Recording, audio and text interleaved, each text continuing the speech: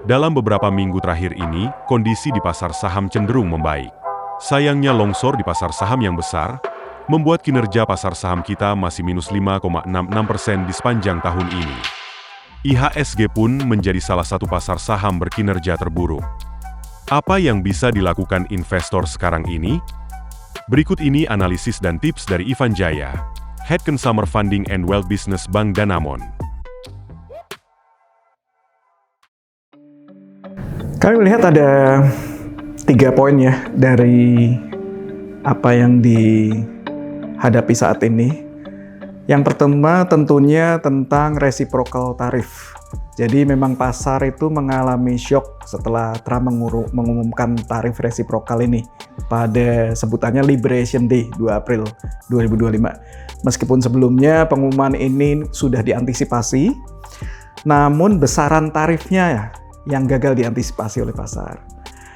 Pengenaan tarif yang terjadi menyebabkan penurunan volume perdagangan global tersebut menurun, sehingga mendorong perlambatan ekonomi yang sebelumnya sudah diperkirakan akan terjadi seiring dengan suku bunga global yang tinggi jadi lebih dalam, serta dalam jangka waktu pendek akan menghambat laju disinflasi, sehingga akan menyebabkan penurunan suku bunga berpotensi terhambat.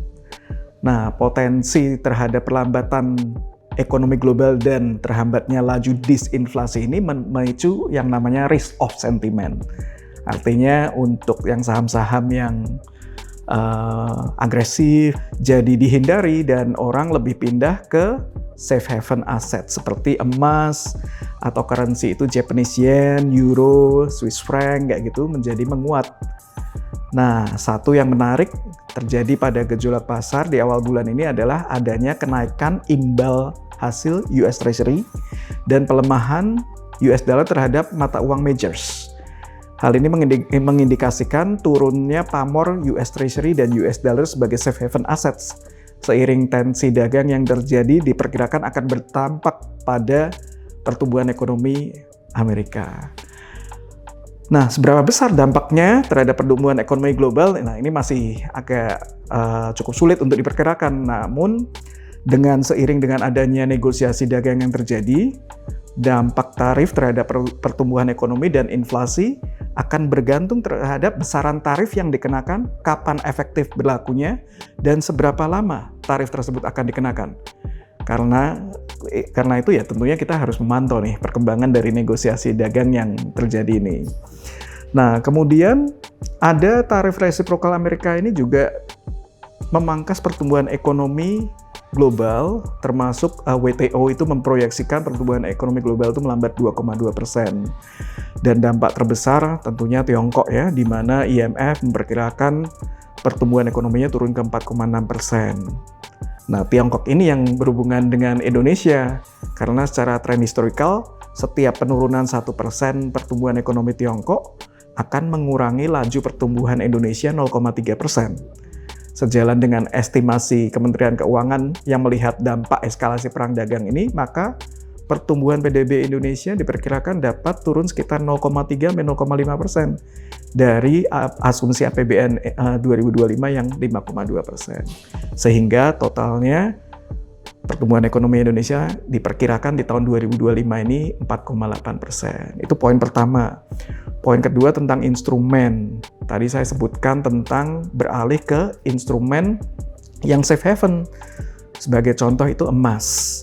Ya, emas ini ada 2 dampak. Selain tadi demand-nya itu meningkat, tapi juga terjadi selisih yang besar antara demand dan supply. Dari sisi demand tahun ini diperkirakan akan cukup tinggi seiring dengan langkah beberapa bank sentral ini meningkatkan reserve emasnya yang dimiliki, serta kenaikan dari institusi dan retail. Sementara dari sisi supply, produsen emasnya belum bisa memenuhi kebutuhan jangka pendek yang terjadi. Seiring dengan tensi trade yang mulai mereda, diperkirakan harga emas akan terkonsolidasi untuk sementara waktu sebelum nanti memasuki level yang cukup ekstrim. Itu yang nomor 2. Nah, terakhir yang ketiga adalah tentang pergerakan rupiah terhadap dolar. Diperkirakan masih akan stabil. Diperkirakan sampai dengan akhir tahun di level sekitar 16.700-an. berdasarkan riset dari ekonom kami, ekonom Danamon. Namun dalam jangka pendek, terutama di kuartal 2, akan ada tekanan yang cukup besar terhadap nilai tukar rupiah. Hal ini karena ada musim pembagian dividen yang tentunya ada potensi untuk memicu repatriasi dana, kemudian berlangsungnya musim haji, dan adanya potensi volatilitas di tengah ketidakpastian reciprocal tarif ini. Jadi sekitar bulan Juni kami mempunyai riset bahwa kurs US dollar itu terhadap rupiah diperkirakan di 16.867.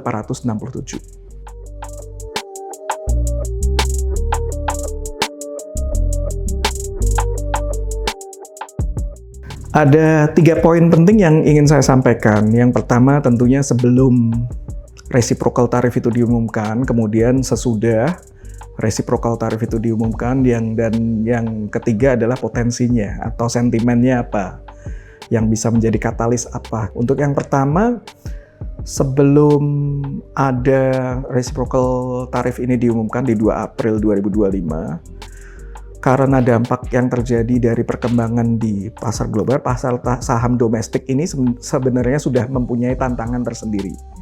Pelemahan IHSG itu sudah terjadi dari akhir tahun seiring dengan beberapa faktor, seperti misalnya suku bunga yang tinggi yang sudah menjadi faktor yang mendorong pelemahan konsumsi domestik dan turunnya laba dari emiten.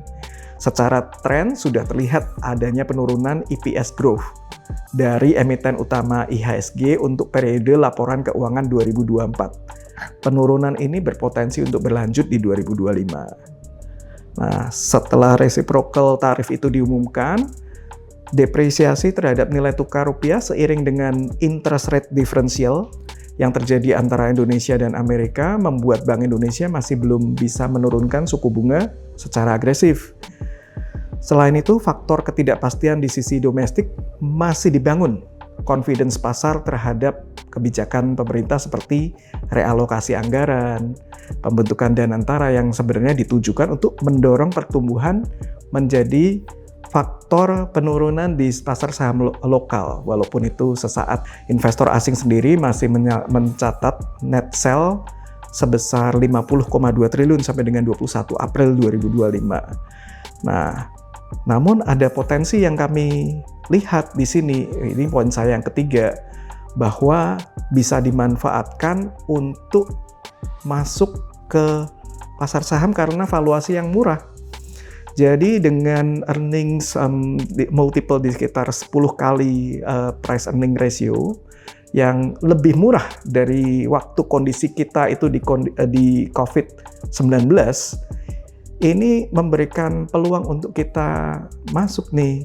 Karena saat ini, kondisi saat ini itu harganya hanya lebih tinggi sedikit dibandingkan waktu global financial crisis 2008. Jadi waktu kalau kita lihat pas COVID, wah ini murah ya. Saat ini lebih murah nih dari saat waktu COVID. Jadi ibaratnya biasa PE ratio kita itu di level 15-an, saat ini di 10-an. Artinya ya ibaratnya seperti kita beli iPhone 16 yang 128 GB itu 15 juta tapi dihargain 10 juta. Analoginya seperti itu gitu ya. Nah, tentunya volatilitas masih bisa terjadi. Perspektif investor asing terhadap Indonesia masih belum menjadikannya sebagai tujuan utama. Nah, secara seasonality pun kita juga di kuartal 2 ini juga biasanya adalah ada repatriasi dividen, realokasi investasi setelah pengumuman earnings. Namun, kami melihat ada beberapa faktor yang menunjang kinerja pasar saham untuk jangka waktu yang lebih panjang, misalnya penerapan buyback tanpa persetujuan RUPS, kemudian potensi peningkatan portfolio ekuitas dari BPJS Ketenagakerjaan, serta rencana dari Danantara tersebut sendiri untuk bisa berinvestasi langsung ke pasar saham Indonesia, bisa memberikan likuiditas tambahan di pasar saham kita saat ini yang valuasinya murah. Sehingga kami memperkirakan dengan nilai valuasi yang wajar apabila sentimen mereda, IHSG ini bisa mencapai level di atas 7.000 gitu ya, dengan tingkat pertumbuhan earnings yang ada.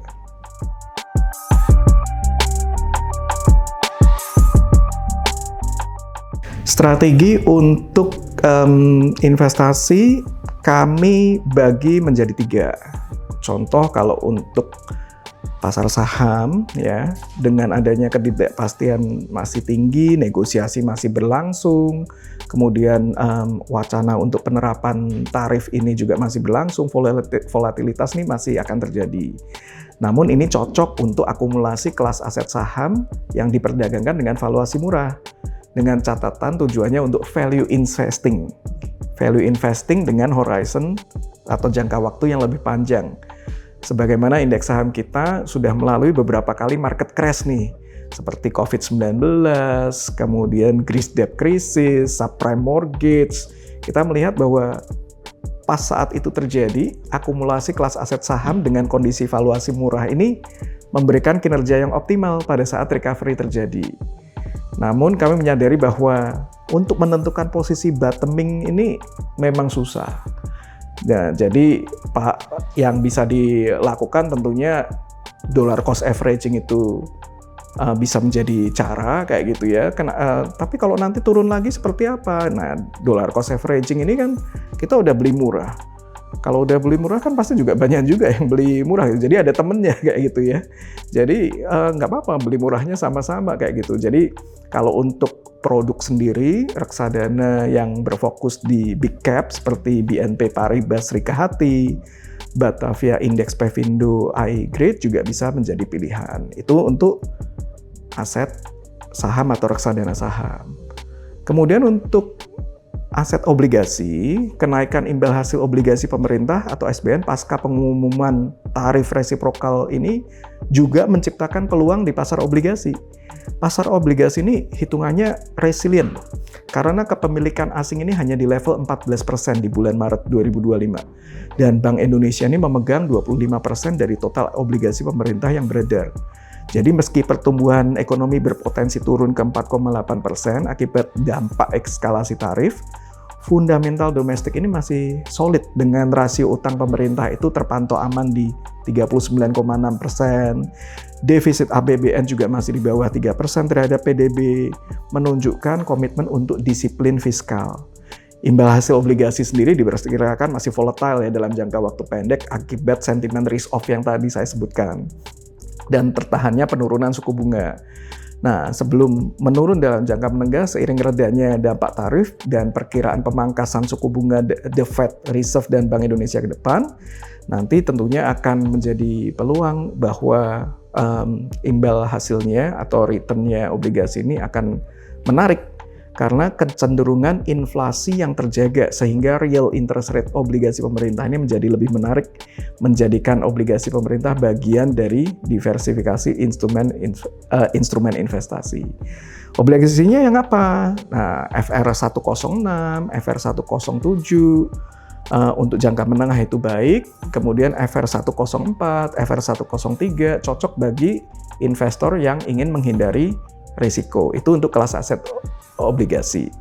Kemudian untuk yang lain seperti saya mau diversifikasi mata uang asing, itu juga bisa disarankan.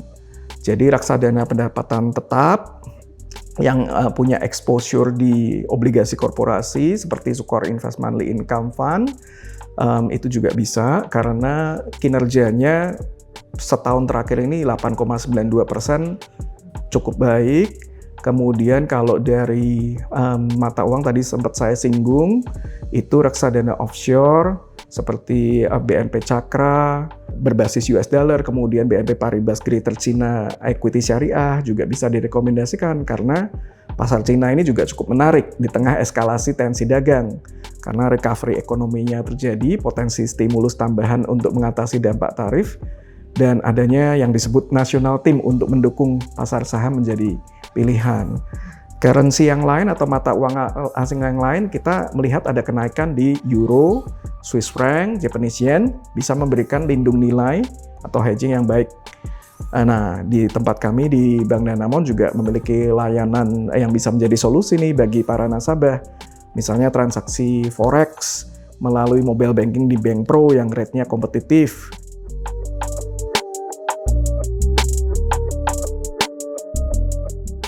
Aset alokasi saya akan coba berikan untuk dua tipe profil risiko investor. Yang pertama dari profil risiko investor yang agresif, yang kedua dari profil risiko yang seimbang atau balance. Kalau yang untuk agresif, 55% saham, 40% obligasi jangka pendek, 5% pasar uang. Untuk 55% yang sahamnya tadi, kami sarankan 45%-nya itu big cap, 10%-nya itu small medium cap. Kemudian untuk profil risiko yang kedua, yang balance atau seimbang, untuk mengurangi dampak volatilitas dari instrumen investasi, kami sarankan 90% di obligasi jangka pendek dan 10% itu di pasar uang.